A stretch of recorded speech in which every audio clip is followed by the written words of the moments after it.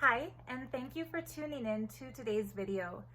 If you're one of my regular viewers or subscribers, you already know the long history that I've lived, both as a member of the cult of the fraud who calls himself Nithyananda, and then as the most public current whistleblower against the fraud who calls himself Nithyananda. And if you're new to all of this, welcome. You might want to check out some of my older videos to kind of catch up with today's topic, because today's video is more for those who have questioned the veracity of the statements I've made regarding the abuse against children in Nithyananda's Gurukul, the sexual abuse endured by many of the people who go to him for spiritual guidance, believing him to be a renunciant, a celibate, a sannyasi, and why my deprogramming process came with so much confusion regarding why I left the cult, when I left the cult, and why I waited 1 year to speak out against the cult, and why some of the things I said during that year of deprogramming seem to conflict with the things I've blown the whistle about now. So this whole video is inspired by a comment that was left on my last video by someone whose account is called Nana. And so I've kind of gone through, her comment is, boy, I didn't count how many paragraphs. I think like 20 paragraphs long. I'm not going to read the entire comment. I'm going to skip to the more specific questions that she's asked. So yeah, just to kind of summarize what Nana's comment said, she started out by saying that she's waited until I was ready to ask these questions because they may be triggering, and I really appreciate that. Like when I first left the cult, before I went public about why I left the cult, at that point in time, I was still processing the years of systemic abuse that took place in that fraudulent organization. And when I first blew the whistle and when I first went public, at that time, I don't think people from the outside world who have never been in a horrific abuse situation could possibly understand the fear and stress and survival instinct that victims are trapped by when they get out of an abuse situation. So at that point in time, I was really, really scared about what the cult was going to do to me for speaking out. And yet I felt like what I had experienced and witnessed and come to learn about the abuse needed to go public. It had to be revealed. My goal was, and is to this day, to prevent others from falling into the trap that I had fallen into, and even more so, hopefully, to wake people up who are still trapped in that cult or other cults. Like, an interesting side effect of whistleblowing is that I've had a lot of comments on YouTube videos from people who listen to what I've shared about the Nithyananda cult and have applied it towards groups that they joined that turned out to be cultic, and they've freed themselves from those groups. So I feel like there's a really beautiful, supportive community of cult survivors and whistleblowers out here online, where, for example, the ladies who played key roles in exposing NXIVM have been unbelievably kind and supportive towards me, as have survivors of Scientology, especially the late Ron Miscavige and Chris Shelton, who were two of the first people in the cult survivor community to really help me build a platform of exposure. Anyway, Nana had said that during the time when I first left the Nithyananda cult, when I first came out, and that would have been August of 2018, I didn't say anything to the public about why I had left. I hinted at the fact that I wanted to join my family once again, reintegrate into society, come back into the world, but I didn't go into any depth or even touch the surface of the real reason I had escaped. And in fact, I didn't even tell people I escaped. I made it seem as if I left with their permission or on good terms. And only later I explained my actual escape, and that it was motivated by discovering that the kids had been beaten in the Nithyananda Gurukul. So part of the reason, so her first question was, did you know that you were lying when you said that you didn't leave because anything was wrong? No, I didn't feel that I was lying at that time because I was not deprogrammed yet. In August of 2019, when 2 of the kids told me they had been beaten in their Gurukul, I didn't understand yet at that point in time that the fraud who calls himself Nithyananda had given the instruction to Ma-Advait, who was the head of the Gurukul, who beat the kids and who forced the kids to beat each other. I thought maybe she had snapped under the pressure that he put on her, and that she had just exploded in violence on the morning of December 31st, 2017.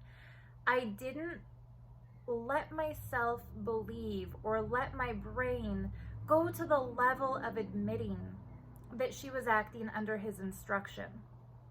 And so when I escaped the cult, I knew I had to get out. I knew it was a toxic environment. I knew the people there didn't have my or anyone else's best interests at heart.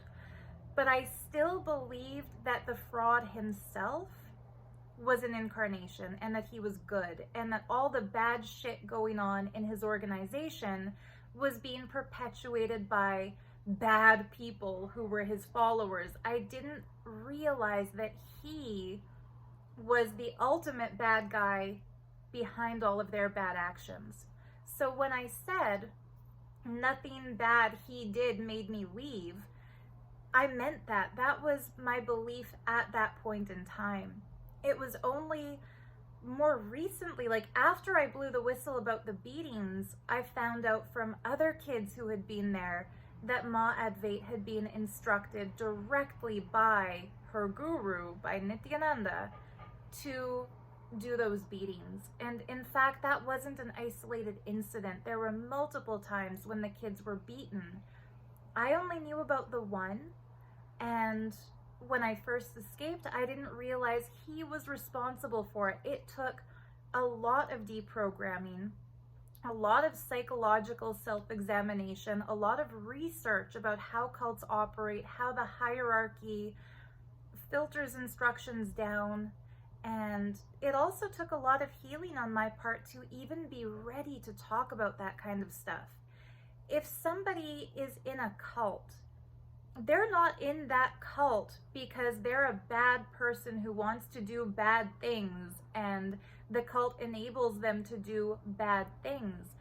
If somebody is in a cult, it's because at some point in their life they were drawn into that cult based on the facade of goodness the cult puts out there in its literature to try to draw in members.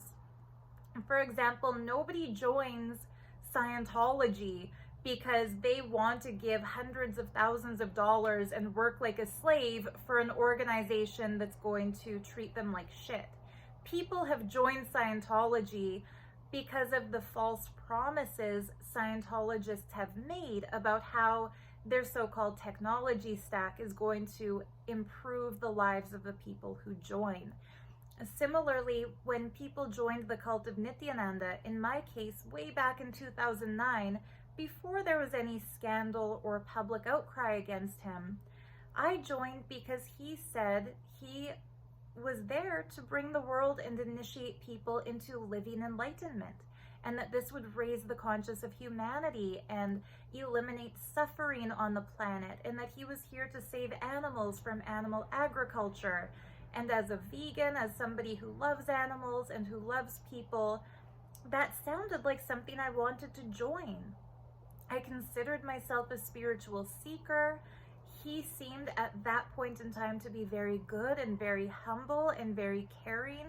His teachings that I now understand were plagiarized from Scientology and from Osho and from Landmark. But they sounded good to me. They sounded like something I could believe in. And so I joined, not with an intention to be turned into a monster, but with the intention to do something good for the world. And I think that when a person has been in a cult the way I was in a cult, when we finally reach our breaking point, when that last straw moment happens and we decide we can't take any more of their abuse or the rigid, structured control that's imposed upon us by the leadership in the cult, when we finally break free, the amount of years we were there, that's how much indoctrination and brainwashing and mind control we've been put under, including sleep deprivation and starvation and all kinds of bullying tactics to make us feel inferior to the leader of the organization. When we finally leave, there's a major process we have to go through to rediscover who we actually even are. What do we like? What do we want to do with our lives? What do we believe in? We have to start filtering through how much of what was said to us was bullshit. And until we've done that filtering process, we're going to say a lot of really dumb stuff because we still don't know what's real and what's not real. And so, for example, Nana has said, you denied for months that he was a rapist and said that he wasn't a sexual pervert. It's not that I denied it. It's that I didn't understand that what he did to me was sexual abuse or sexual harassment. When there's an authoritarian dynamic between a person and another person, for example, in a workplace, if there's a boss and an employee, and the boss pursues the employee sexually, if the employee is attracted to the boss and reciprocates the advances, that employee might not feel that they are being sexually abused. However, if that employee could lose their job or receive a demotion or have some kind of negative consequence if they say no to the boss, that immediately makes the power conflict something problematic, and it's no longer a consensual relationship. I did not know that after living for 10 years as a disciple of a fraud guru who told us that in Sanskrit scriptures, rape is not considered a crime because as per the agamas of Sadashiva, sexuality is never abusive. And he defended Weinstein, and he made it sound like the casting couch was just a bunch of whiny women who no longer want to adhere to the contract that they made when they willingly parted with their sexual favors in order to get roles in Hollywood movies. Like, that's the kind of bullshit that he told us to disempower our sexual self-sovereignty. And so when I left his cult and people asked me, is he a rapist?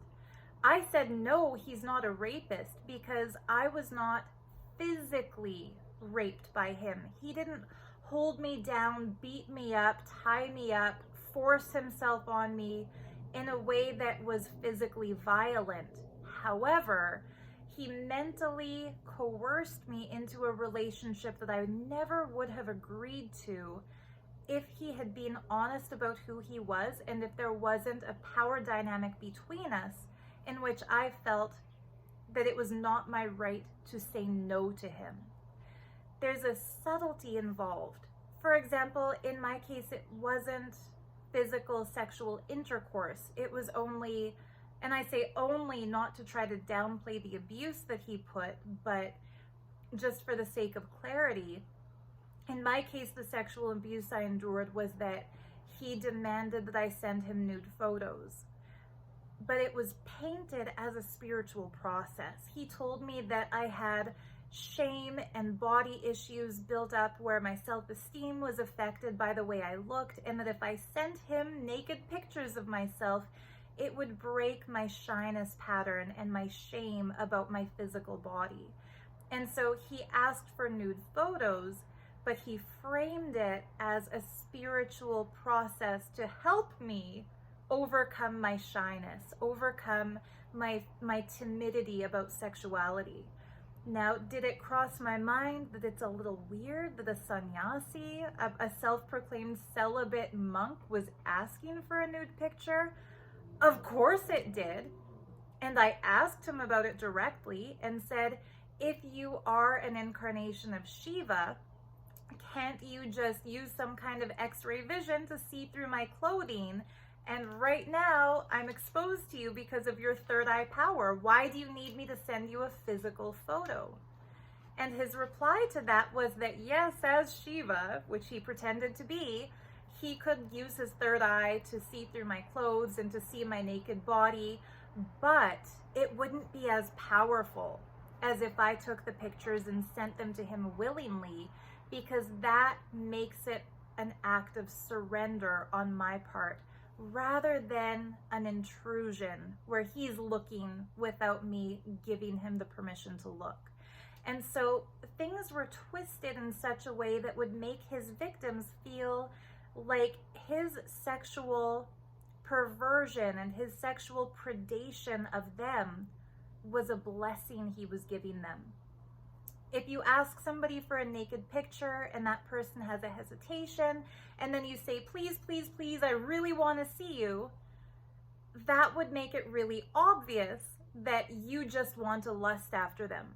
But if you tell that person, it's really going to help you overcome this shyness that has been hampering your progress for your entire life if you send me this nude photo, suddenly that person feels like you're doing them a favor by allowing them to give you their nude photo, their nude selfie.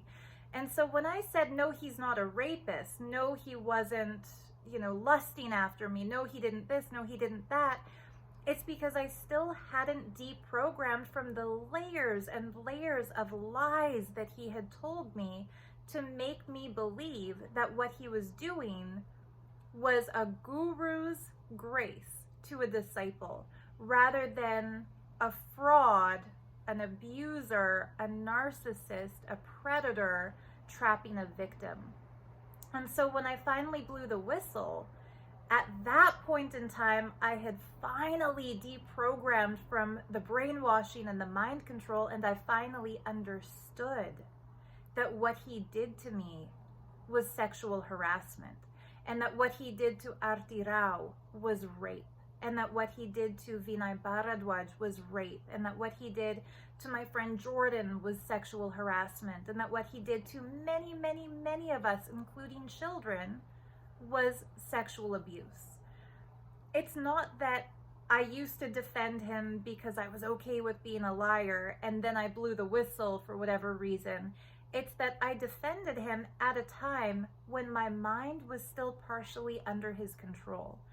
For the first 6 months after I came back, after I left his cult, I was still flip-flopping back and forth between he's a fraud, he's a monster, it's a cult, to am I allowing my patterns to pull me away from the avatar?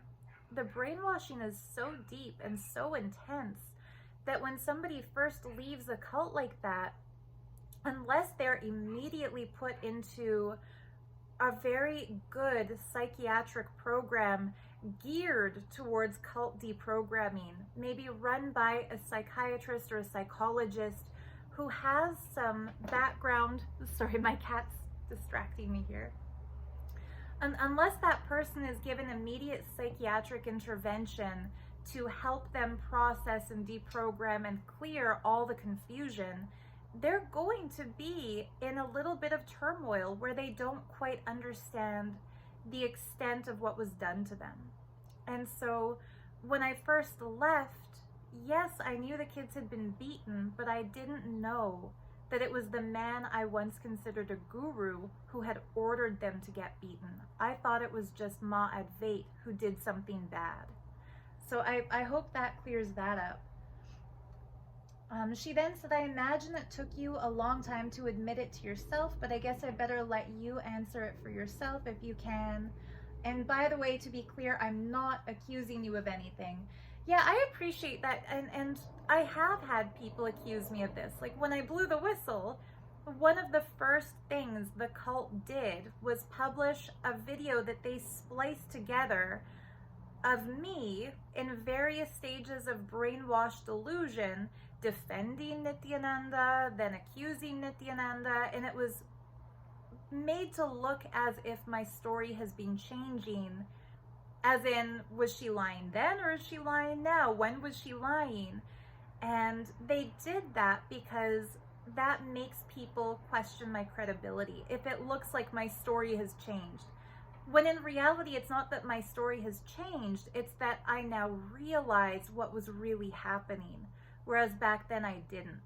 I watched a really interesting TV show. Oh, I forget what it's called now, but it was starring, what's her name? Nicole Kidman. She played a victim of domestic violence. And it was very, very triggering for me. There was a scene where she was sitting with a relationship counselor with her abusive husband. And that counselor asked her point blank, has he ever hit you? And he had beaten the shit out of her the day before. And she said no. You know, he yells, but it's never escalated to violence. And I remember thinking, the way I or other victims of Nithyananda would deny that we were being abused. For example, people who are living there whose parents call them and say, are you eating properly? Are you sleeping properly? They'll say, oh yes, we get treated really well here, even though they know damn well they're being sleep deprived and starved.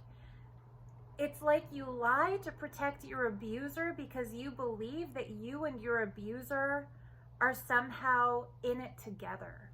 There's a really weird warp that goes on in somebody's mind where they feel almost a duty to protect the abuser from being discovered for his abuse. There's another documentary I watched recently that I recommend for anybody who might not understand the way the mind of a victim works in a situation like this. It's with Evan Rachel Wood. Again, I'm sorry, I forget what the thing is called, but if you Google it, you'll find it. And she describes the horrific trauma that she endured at the hands of Marilyn Manson when she was with him. And the way he literally tortured her and raped other women and abused other women he was with. And at the time when she was in that relationship, she would act with the media as if it was a mutual, respectful relationship. He abused her in a music video in front of people who were on the cast and crew of that video, and nobody intervened to stop it, and she acted in the press as if, yes, that was planned, I went along with it. Later, people would question her, well, why didn't you say at the time that he was abusing you? Why did you wait until now after you left? And very interestingly, they had a psychologist weigh in on the conversation who said that victims of abuse sometimes take up to 10 years to reconcile in their minds what has happened to them, to come to terms with it, to understand it, and to finally feel confident and safe enough to speak about it. So another thing that these kinds of abusers do, whether it's a narcissist in a one-on-one domestic relationship with one victim, whether it's a cult of one, like the bad vegan lady experienced, or whether it's a bigger cult like the one I escaped, what the leaders do who are psychopaths, who are narcissists, is that they will make their victims feel like if you ever tell anybody what was done to you, they will ruin your life. And so you know, after kind of 6 months of deprogramming, when I first escaped, when I started talking to others who had left, like Jordan, like others who I can't name because they've never gone public, when we start, or like Marion, she's another good one who has gone public. When we started sharing experiences and kind of discussing with each other, you know, I think we were in a cult. I think that thing that happened, I think that was actually abuse. Even once I realized and admitted to myself that it had been abusive, I knew the history of how this cult has attacked whistleblowers. I knew, for example, they buried Arti Rao, his first public rape victim, in litigation when she spoke out against his rape. They sued her in multiple US courts in a way that they knew she would never be able to afford the legal defense. And so she lost a lot of cases just by default because she couldn't hire a lawyer to represent her in multiple false accusation court cases. So I knew that's what they did to her. I knew that they put, you know, Vinay behind bars. I knew that Lenin Karupan, who was one of the big whistleblowers in India, I knew that they had falsely accused him of raping a schedule caste woman, which is an even bigger crime in India than just raping anybody. Like I knew that they have a history of falsely accusing whistleblowers of rape and of other crimes in order to destroy their character.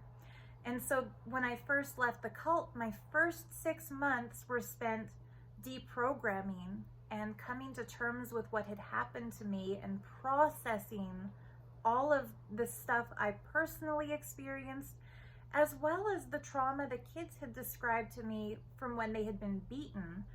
It took me 6 months even to just understand I was abused by him and that I was sleep deprived. You know, he rebrands things like sleep deprivation and calls it manifesting the power to go beyond sleep. He doesn't deprive us of food and then say, I'm starving all of you. He deprives us of food and says, I'm initiating you into nirahara, the power to go beyond the need for food. You know, he would make us watch documentaries about breatharians and breatharianism and say, don't you want that power?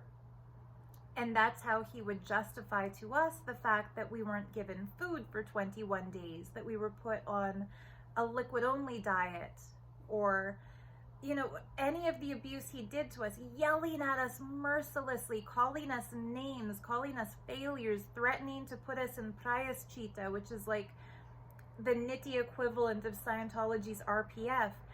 Anything that he did to harm us was always packaged as a spiritual practice.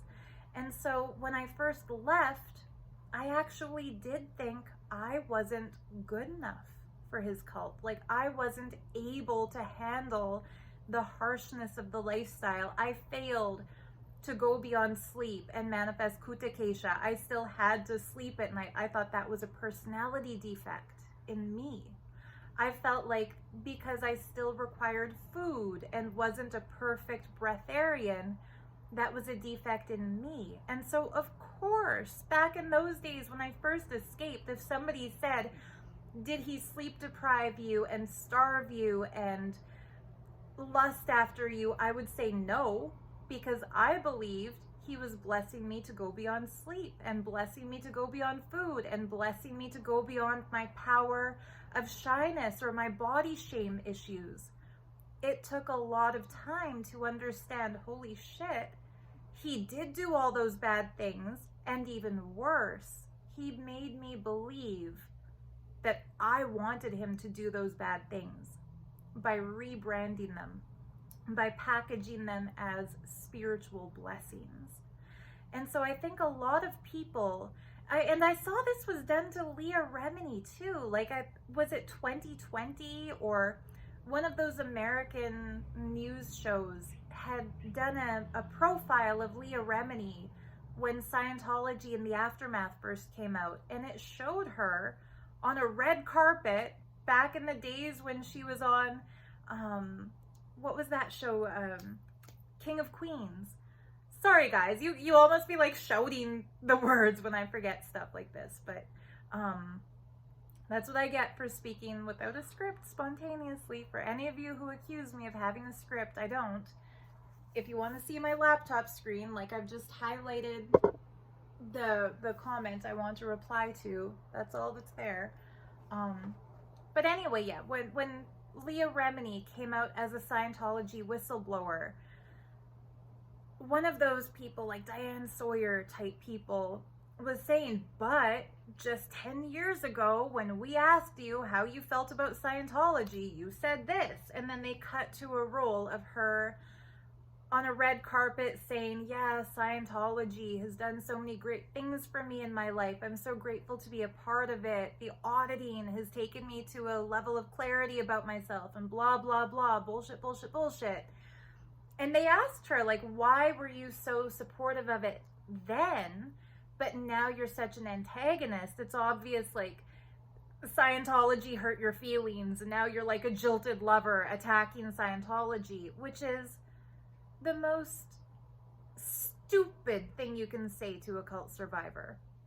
If somebody is coming forward about trauma they've endured at the hands of somebody who brainwashed them, making it seem like they're being vindictive, or like they're doing something bad, or like they're going back on their word by exposing the abuser, is the reason why a lot of people never go public about the abuse they endured.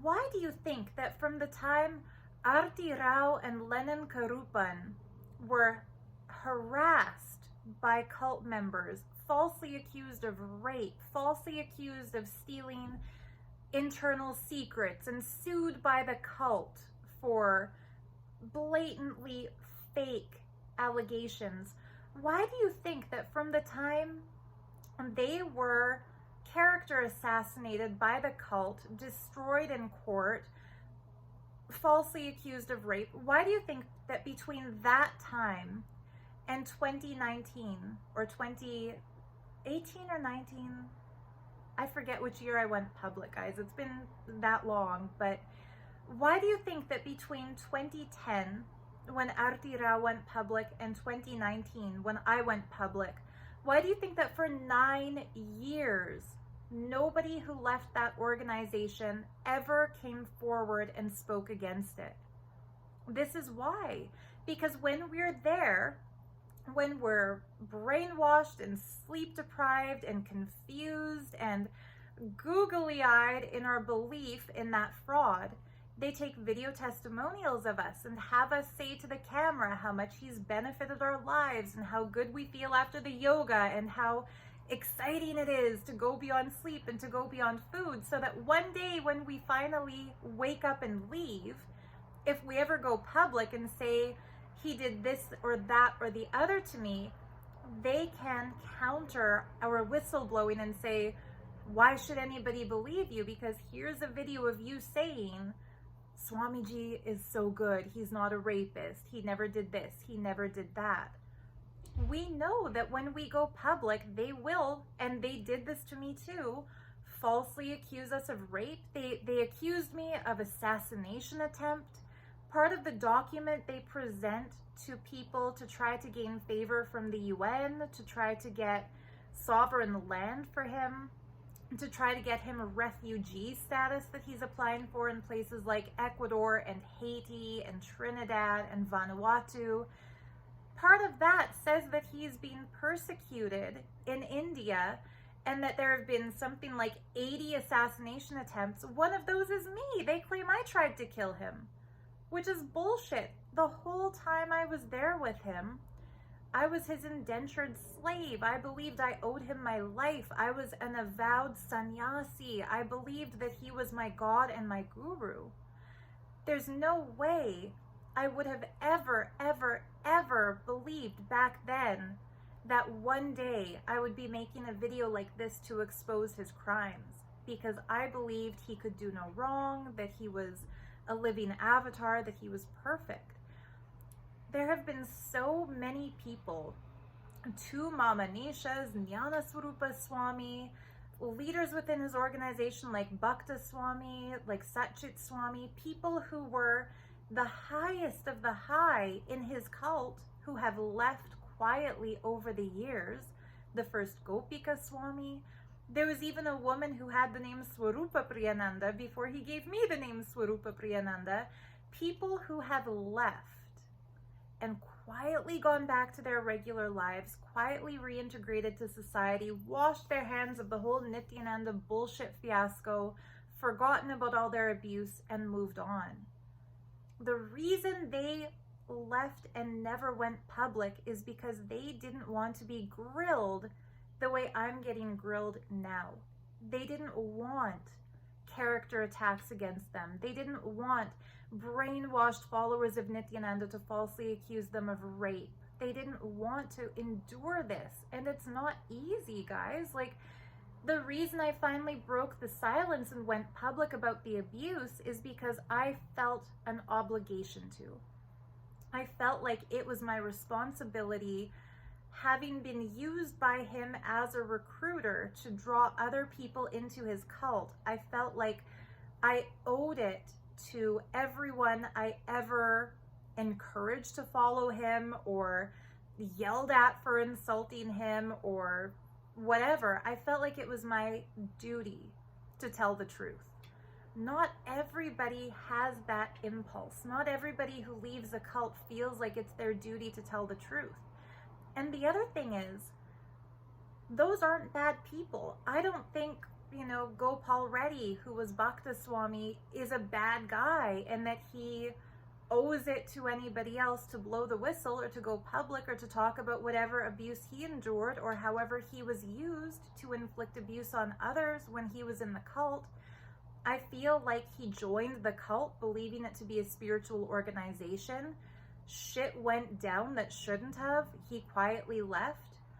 Should he now be punished for the rest of his life for the role he played when he thought he was doing a good thing? There's like a gray area. If somebody joins a gang because they want to be a thief or because they want to do bad things, yeah, maybe that person should be punished for the crimes they committed in a gang. But people don't join a cult the way they join a gang. You don't know that you're getting into a life of crime. You think you're getting into a life of meditation, prayer, and public service.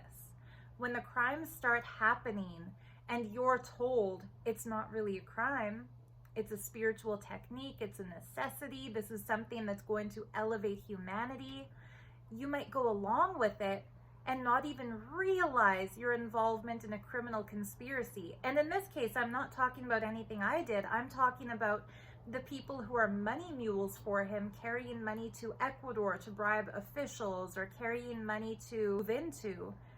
Those people might not understand that being a money mule is a federal crime. They just think they're serving their guru. The ambassador team lying to governors in the United States to get letters of commendation for the fraud Nithyananda, they might not realize that they're involved in a crime organization committing a crime. They just think they're serving their guru. They may even believe the lies that they're spouting off to government officials. When they finally wake up, and I say when, not if, because I believe it's only a matter of time before the Nithyananda cult is brought down. But when those people finally come out, they don't need people to hound them and say, why did you do this? Why didn't you do that? Tell me the truth about this. Why are you a criminal? Why did you allow this to happen? Why did you support an organization that beats kids? Why did you worship a rapist, a sexual predator, a sick person, a narcissist, a psychopath? Why did you do this? Why did you do that? What they need is healing. What they really need is psychological help. And I feel like, for example, if you watch the NXIVM docuseries like The Vow or like Seduced, a lot of people are very quick to judge survivors of cult trauma because there's a societal victim blaming that goes on, where people like to watch cult shows and say, that would have never happened to me. I would have never fallen for that. And yet, the last thing a survivor of cult abuse like that wants to hear is that they deserved it for being stupid.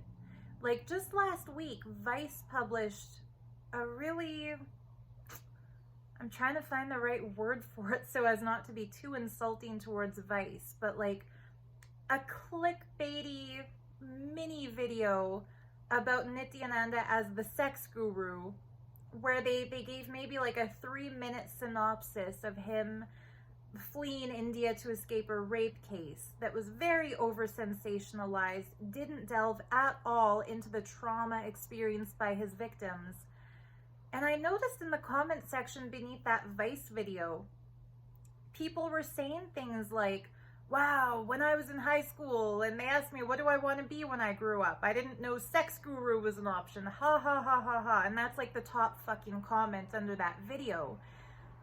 Cults are not presented to the public as what they actually are. They're almost made to look like a big caricature of themselves or a big joke that only gullible idiots fall for. But in the cult of Nithyananda, the majority of his followers, especially higher up in the organization, people like the Shiva Jnanas who run the Houston temple and are responsible for the money laundering and acquiring huge cash donations, people like Shrikant Iyer, who's one of the heads of Facebook, who gets Facebook as a corporation to donate money to Nithyananda every Giving Tuesday when he does fundraisers, like people like Ma Shiva Jnana I already mentioned, but the lady who used to be called Anupama Deshpande, who ran the marketing department for Microsoft in her pre-cult years. And I'm not naming all these people as an expose to say anything that the public doesn't already know about them. Like, if you look at their Facebook profiles, they proudly declare that they're heads of Sarvagnapita, or that they've joined his organization, or, you know, that they've happily, proudly put their kids in Gurukul.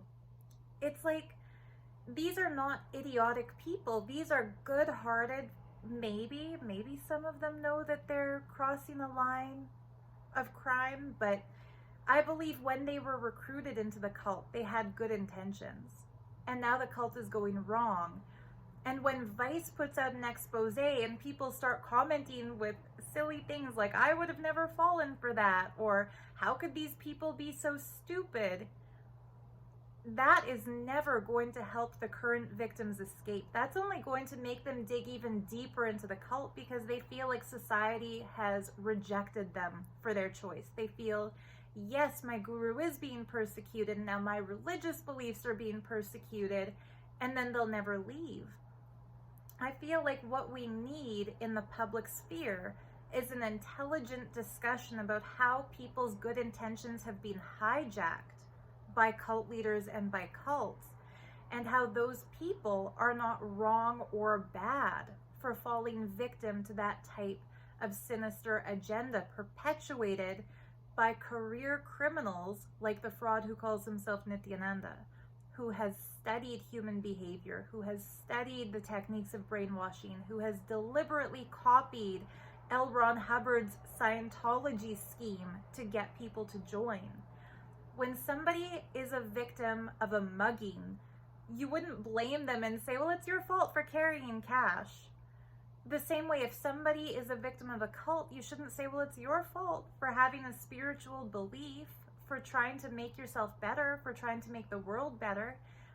They had something good, and it was used against them. Anyway, I've kind of gotten off topic from Nana's question. I'm just reading further to see. I do feel it's hard for you sometimes to just come out and say it on camera. People who are very intuitive and have done independent visit will always tell me, you know well, I'm glad she got out of the cult. Yeah. So she's saying people are questioning how I've presented what I've presented as a whistleblower because they think there's something shady or questionable about me. She says, I don't believe you cut a deal with the police the way others do. I want to make one thing really clear. The police are not doing enough to investigate the crimes of the fraud who calls himself Nithyananda. Not only did I not cut a deal with the police, I went to the police to tell them what I knew about this organization, and to this day they haven't done anything. I filed a police report with both Ramanagara and Bidadi police outlining the child beatings. I named the kids who told me about the beatings. I described the sexual abuse done to both me and to my friend Jordan, and I demanded an investigation. They refused to file that as an FIR. They tried to gaslight me and said that my complaint was frivolous. That's the level of the police getting involved with this cult's crimes. That's the local police to where his biggest campus happens to be in India, where the beatings took place, where the sexual abuse took place. Not only did I not cut a deal with them, I can't even convince them to investigate his crimes. That's where we're standing right now with the police. I submitted tips to the FBI website where they have like a hotline tip where you can report if you know about a crime that's taking place, and I haven't heard back from them. So if anybody thinks that I spoke out publicly to try to save myself for any involvement I may have had, I never beat anybody, I never harmed anybody sexually, I haven't committed any crime except for believing in somebody who was fake and then waking up from that false belief and then going public about it. So I find it really frustrating that when people like me decide that we're going to share what we've discovered and go public about the cults we've escaped and go public about the crimes we've come to know about, people are so quick to judge that they question our motivations and believe that we're trying to do it to save our own asses when we're trying to get any action to even be taken against the cult. And the other thing is, I went public even though I knew that there was going to be major consequences as far as the cult attacking my character. I knew that the moment I went public, they were going to hit me with some kind of a false accusation, some kind of a character attack, that all the people I considered my friends there would turn on me. And so it's like I went public even though I knew it was going to be difficult, painful, harmful, and dangerous for me. Not because I was trying to avoid harm, but even though I knew it might bring me harm. The reason is I don't want kids to get beaten. I don't want kids to get groomed for lives of sexual slavery. I don't want people to be robbed by that fraud who calls himself Nithyananda. And I felt sick knowing that he had used me to build his online platform.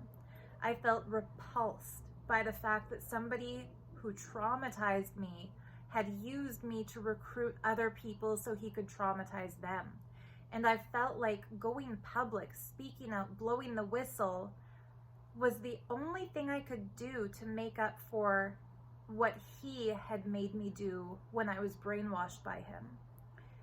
If you don't like me, that's fine, but please don't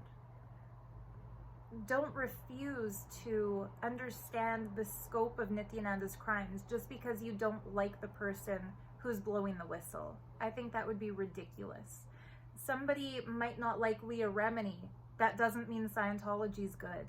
You know, somebody might not like Sarah Edmondson. I remember in one of her interviews, she said there were people, even who had left NXIVM, who still don't like her because they don't like the way she blew the whistle. They think she was trying to get too much attention when she exposed her scar for the New York Times article, or they think that she should have had a jail sentence the way other NXIVM leads had jail sentences. And she said, that's fine. You know, they don't have to like me. They just have to understand that Keith Raniere is a criminal. And that's how I feel too. People don't have to like me, trust me, believe me.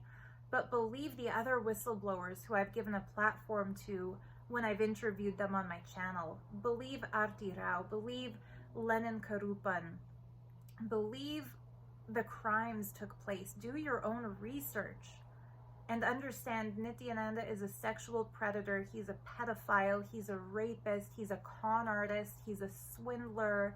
He is not really enlightened. He's what's called a Nishida Guru in the Sanskrit scriptures, which means a false prophet. He is a bad guy. If you believe in gods and in demons, he's not a god, he's a demon. If you understand more from like the human political level, he's a con artist. He's a fraud. He's a bad guy no matter how you look at it. Whether you like me or not, doesn't matter to me. All I really care about is getting justice for his victims. I think that's about the end of what she asked me here. No, it's a long post. Did you feel as if you understood you were lying, but you didn't realize it until later on? I don't really like the word lying for it, because again, I was telling what I believed at the time. I didn't think of it as lying because I believed what I was saying was true. It's like if somebody asks you a question, say like, I don't know, somebody asks you for a recipe for like some pancakes that you've made, and you tell them the recipe, but you forget one of the ingredients, and then that person tries to make the pancakes and they're not the same, and then you say, oops, I forgot to tell you add baking soda, and then they say, why did you lie to me? You didn't really lie to them, you just forgot something. You thought you were sharing the truth, and then it wasn't the complete truth, and then later you found out you missed something, so you correct yourself. I would say that's what I did. At the time that I shared what I believed, I didn't lie. I told the truth as it was to me then.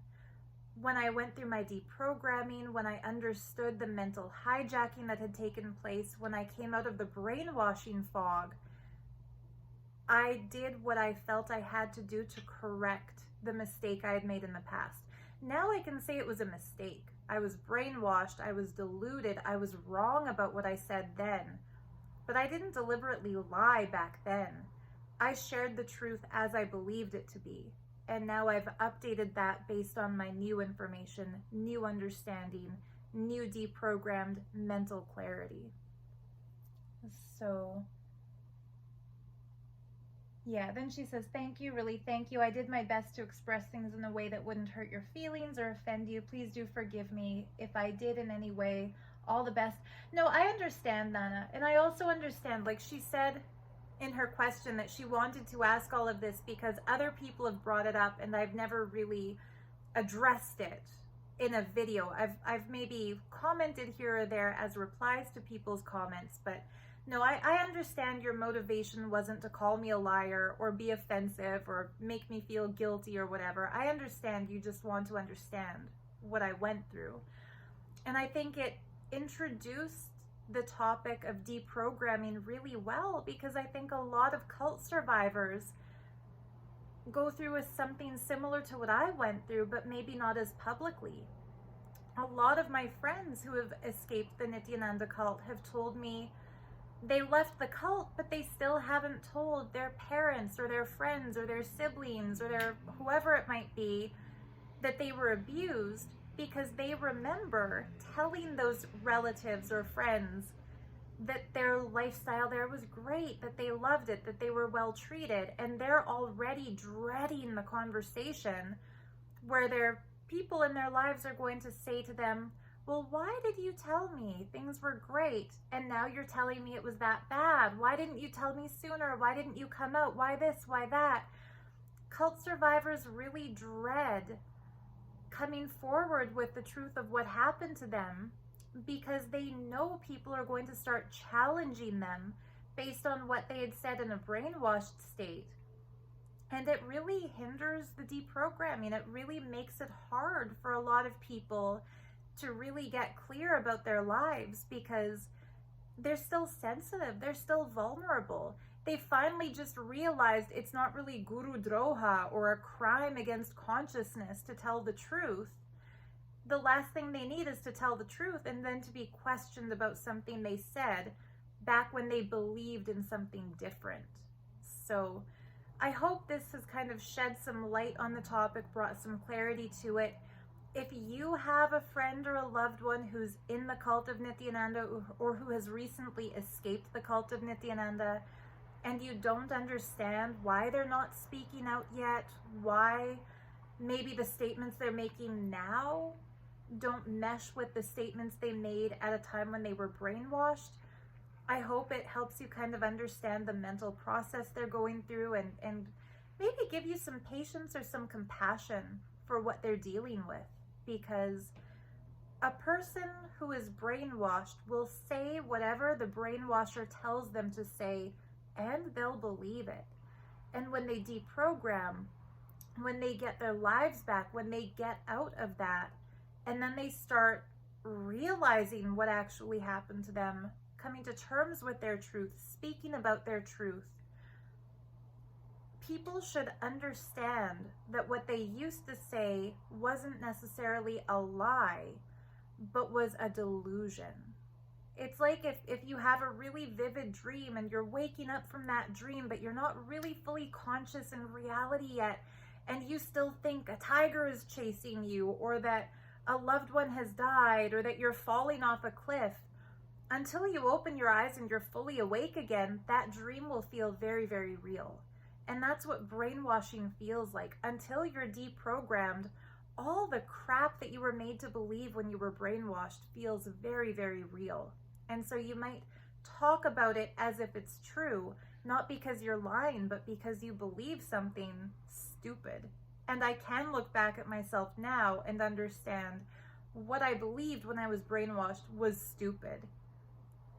And that's why I'm doing what I'm doing now. And I hope that making a video like this might empower some other people to come forward with their truth and to understand that, yeah, just because your friends or your relatives might question you, why did you say that then and you're saying this now, you don't have to feel ashamed to say, well, I was brainwashed, I was confused, I was delusional, I was made to believe something else. And so what I said then was based on my false belief at that time. You have the right not to feel guilty or ashamed that you got brainwashed. You didn't ask to be brainwashed. You didn't ask an abusive, narcissistic, predatory psychopath to hijack your devotion and to make you believe things that were bad. You went seeking enlightenment, you went seeking meditation, you went to do yoga, you went to do good for the world, and that was used against you. That's not your fault. What you said back when you believed a lie doesn't make you a liar. You're not a bad person. And if you have the guts to go public, if you have the guts to expose the crimes that you witnessed or experienced or participated in, if you have that strength of character, the whole world might not applaud you, but I'll applaud you. So thank you to all the brave whistleblowers who paved the way. I think Nana had also said something in this long comment full of questions about how there were people like Guru Swamiji who would expose Nithyananda publicly on her channel, and that when I first went public, I gave a link to that. Yes, I still appreciate the work she did. Back when I was brainwashed, I thought she was a liar and that she was attacking my so-called guru. But after coming out, I see how brave she was, even knowing that they would attack her character. And so I think a lot of the times, the other thing that happens when you come out of a cult is that you realize you've been on the wrong side of this whole thing. Imagine you think you're a freedom fighter and then you find out you're an oppressor. You think that you're doing good. You find out that you were being used by the bad guys to do bad. It's very humbling to admit you were wrong. And that's the other reason a lot of cult victims are too scared to come forward, because people are going to hit them with a billion I-told-you-sos. I told you he wasn't a real sannyasi. I told you he was a sexual predator. I told you you were brainwashed. I told you this was bad. Look at the comment section under any of the videos I've made since coming public, and there will be random people I've never met in my life saying, I knew he was bad all along, I told you, you wouldn't listen to me. We don't need to hear that. You know, when somebody is in a cult and they're brainwashed and you're a random person on the internet who they have never met or heard of, and you comment on one of their videos saying, you're brainwashed, your guru's a fraud, don't expect that person to see your comment and go, wow, oh my God, nobody's ever told me that he's a fraud before. Everybody in that cult has heard that he's a rapist. They've all heard of Artirao. They've all heard that he's a fraud. They've all seen the headlines. But the information control is so tight that they are told that the people saying he's a fraud are anti-Hindu, are against their guru, are against consciousness, are paid media prostitutes sent to destroy him. If somebody leaves the cult and you once told them it's a cult, don't expect to be praised as a hero, because everybody's telling them that. What they need is psychological intervention. They need to realize for themselves that it's a cult. And when they finally go public, if they get the guts to do so, please don't attack them further by making them feel ashamed about the fact that they didn't wake up and get out sooner. Like, when Jordan Kremer, the blissful athlete, Nithyananda, when he finally wakes up and comes out, I'm not going to say, you should have listened to me. Why didn't you believe me about the Gurukul beatings? Why didn't you believe me and Jordan about the sexual abuse? No way. Because we know what he's going through. We understand the level of mind fog, mind fuckery that's been done to him. Like, we know how hard it is. When he comes out, I don't want people trolling him saying, why didn't you believe Sarah? Why didn't you listen to the whistleblowers? Why did you support that fraud? He thinks he's doing a good thing for a guru he believes in. I thought I was doing a good thing for a fraud guru I once believed in. And, you know, I hope, again, I'm not going to drag on the conclusion of this video any longer. I just hope this brings some clarity to it, and that you can understand a little bit better where I'm coming from. A shout out to everyone who has supported me on Patreon. I've noticed I have a few new patrons this month, so thank you so much for your donations. I really appreciate it. That's how I pay my internet bill. People have been complaining about the volume in my videos. I'm so sorry. I don't do video editing. I just film it and upload it because that's easier for me. So I don't know how to tweak the volume. But if I get enough patrons and collect enough on Patreon that there's money left over after I've paid the internet bill, I'll put those overages towards a microphone. So hopefully the volume will be raised. In the meantime, I'm sorry if you have to sit a little closer to your computer or whatever.